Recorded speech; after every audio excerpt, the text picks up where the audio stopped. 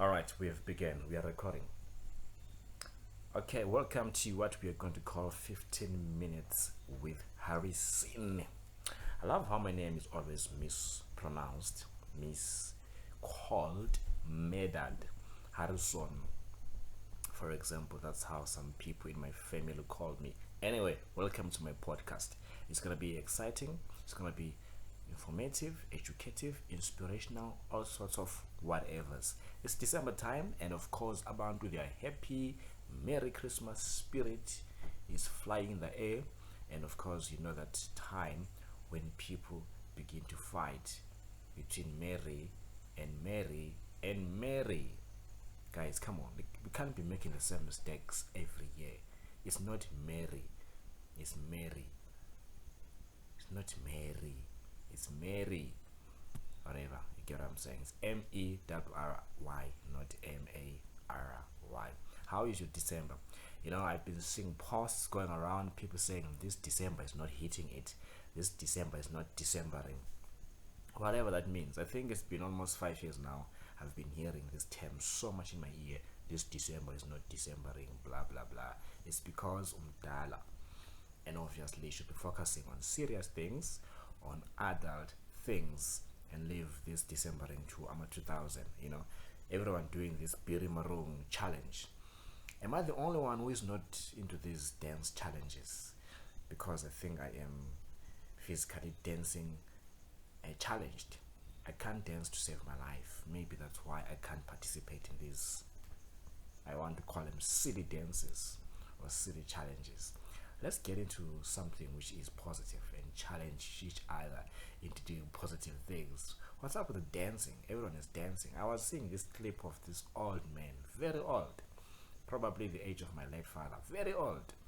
He's putting a camera there, and the next thing, boom, he's dancing. You know, dancing nonsense. You know, old men should be focusing on kids, your family, your marriage, or whatever, man. Not to be doing rubbish. It's just, for me, it's immaturity on the part of people sometimes. How do you define December though, in your own perspective? How do you define to say this is December? Is it the thing of having money? Is it the thing of partying? Is it alcohol? Is it crazy stuff that people do there in the nightclubs and wherever? Is that really December for you? I think sometimes we have gone and taken advantage of December and tried to find a reason for us to party and do stupid things. For me, December is about family. It's about just being with abantu abathandayo. It's about sitting there at 1 o'clock having several colors. Hey, is that word, eh? Not 7 colors. Several colors. You know, beetroot, what else is part of the whatever? Butternut. What else is there? So obviously rice. Okay, and so forth and so on. We know those meals. Proudly South African. Several 7 colors, whatever thing that we do. Not December. But for me, I think next to Christmas is gonna be all about sleeping. I've got no plans. Plus, this December I am broke. I am super broke, like a church mouse. And I know. So for me, it's gonna be just me and my blankets. Plus, the weather is very much agreeing. Yavuma weather. I'm gonna be indoors, man. Nothing to write home about. Nothing special to really look at. How has been 2024 for you? For me, it's been quite the year. It's been up and down, good, bad, and horrible things happened. But we are still here. You know, there's nothing really to write home about. I can't really look back and say, wow, what a year. For me, it's been another average year, another missed year for me. I should be in bigger places, bigger platforms, but man, it's another really, horrible year. There's nothing really exciting that happened in my life. I tried radio a couple of times, gave up because it was not paying. I attended the Hot Trading Academy. It was quite cool. It reminded me of the love I have for radio. But it's discouraging, man, to be someone who wants to be on radio in South Africa and realize that there is a lot of gatekeeping. Serious people who are standing on these gates who are like, hey Baba, you are not gonna come through here. It's not gonna be an easy process for you. It's stressful though, because you keep on looking and thinking and saying to yourself, how would I get there? You know? And then you also encourage yourself and say, maybe I should just keep on volunteering. But then you look at yourself and say, I'm 33 years of age, volunteering until what? You know, it's really hard, man. You end up thinking of quitting, retiring, and being like, flip, man. Forget about this thing. It will never happen. It will never materialize into anything. But I guess it's a case of keeping on, pushing on, trying your luck, sending demos here and there, and hoping for the best. And hoping that one day is one day, you know, maybe at your 50s, I might have my first big break on radio. Something very worrisome happened. I think it's sometime in this week. Should be Tuesday, if not Wednesday. There's a guy by the name of Sibusiso Lawrence. He went on and did the despicable, the unspeakable. We all know the story. Gender-based violence, yet again, coming there, showing the headlines. And that's us as people. We always just waiting to comment and say something and give opinions, give views, and say this and say that. And we act as if like we don't know that gender-based violence is a problem in this country that needs to be sorted out. It's really scary, man. It's funny how we were actually having these meetings with President Ramaphosa. You remember those meetings as about COVID-19, but we never have meetings about GBV. It's like we don't take it seriously. But I think it's something which really requires all of us as a people to really take it seriously. It's a pandemic, because the question we always ask is how many more people must die until this thing really is taken aggressively seriously. Because for me, it's pointless to be talking about it. Aftermath, all the time is going to be aftermath. We are reactive as a society. We are not proactive. We are not stepping up and thinking to ourselves, we must do something about this thing, because this thing is destroying our lives. It's destroying the future of young people. These are two young people, and I think her name is Nontobe.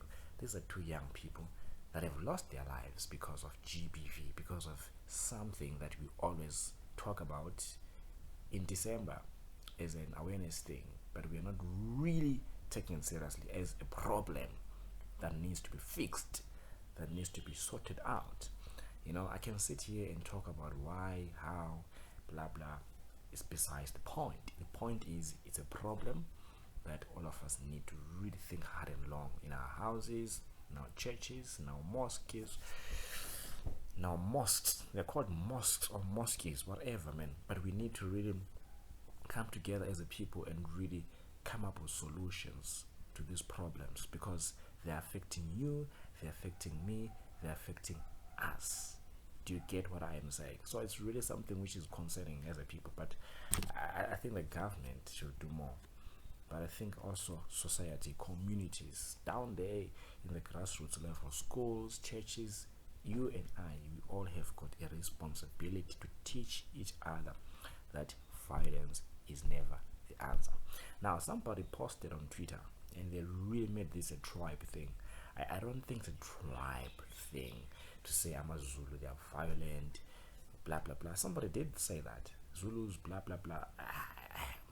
We are missing the point yet again. We are allowing, you know, personal differences to end up becoming the reason behind some of these things. I strongly doubt, because it's like somebody saying crime is prevalent because of blacks. It's like calling crime a black thing. It's not fair. You can't be saying all criminals are actually black people, or all criminals are from Zimbabwe. It's not fair to say that. Crime is crime, regardless of skin color, regardless of nationality, regardless of whatever you eat or whatever you don't eat. It is a human problem that requires collective work from all people, from all aspects. And I think the moment we really become very, very rational about this, and stop being personal and stop being all biased, we will come up with solutions to really nip this in the bud. And it's not really a blame game to say Sibusiso was wrong, this lady was wrong. It's not about that. It's about finding collective, you know, responsibility, common ground, and fixing these things. Now, you're looking forward to 2025. Are you going to be having those resolutions? the monotonous things, the cliches, the things that we always say we are going to do in the new year. I was talking to somebody this other day and I said, this whole new year thing is a mind thing. Remove this whole thing of saying, get December, boss, we're gonna party like it's December.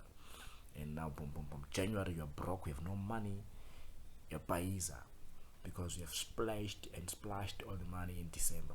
The moment you remove this whole thing from your head, I think your life will just be a normal life.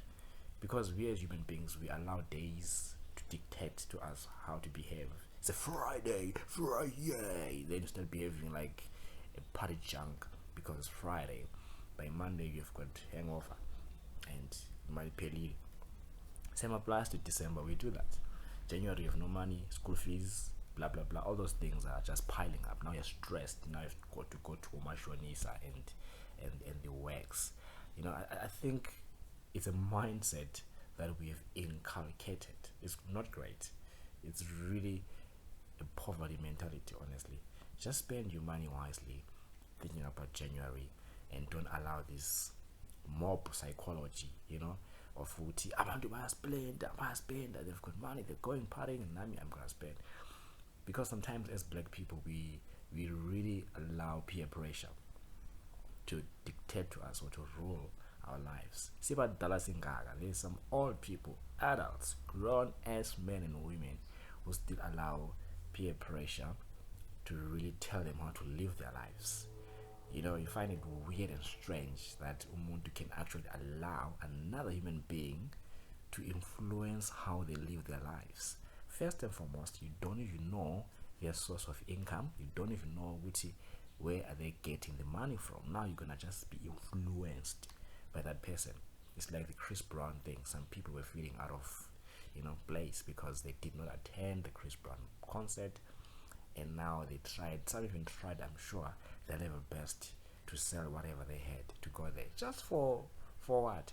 To be kind of like have a sense of belonging and be like naming hambile and take videos and take pictures. Well, if you had the money, if you had the budget, good for you. But if you did not have the money, come on, it's not the end of the world. Who is Chris Brown? Chris Brown now is gone. Apparently I saw somewhere that now he is preparing for Brazil. He has forgotten about South Africa. His next stop is Brazil. What is your next stop? Your next stop now is probably school fees, and you don't even have maybe your 1 point whatever that they spent there, like Chris Brown. So it's important in life that sometimes we don't allow abantu, abangani, or neighbors to really put pressure on us. It's like the way society also puts pressure on us as people. You look at your peers, they've got cars, they've got husbands, they've got wives, they've got this, they've got that. And then you start also wanting to do the same thing. You can't compete with people. You can't compete with everybody. You need to compete with yourself. You need to look at yourself in the mirror and say, last year I was doing a stupid podcast that had 2 views. This year I will upgrade. This year I'll improve and try to get to 100. That should be the plan. The plan should be to improve yourself, work on yourself. You are your best competition. Be in your own lane, run your own race. Do not try to outpace omunye umuntu. It's like you see your neighbor, they're building that 3-story house, whatever. Now you're thinking, flip. I want to do the same thing. With which resources? Just be in your own league, man. Be in your own lane and focus on yourself and just concentrate on what makes you alive and what makes you happy. This has been 15 minutes with Harrison. I'm there on Facebook, by the way. I've got 2 Facebook accounts, Harrison King and Harry King. And then I'm there on Twitter. It's at myharris263. Follow me there. Otherwise, let's have the best of times on this podcast. I'm gonna drop it like it's hot on Spotify, on Anchor, and anywhere else. Otherwise, have a good one. Merry Christmas. Love it. Okay, that's it. We're done. I think we are done. That was great. That really was great. Thank you very much. Where do I press? Press here, right? Just drink my tea.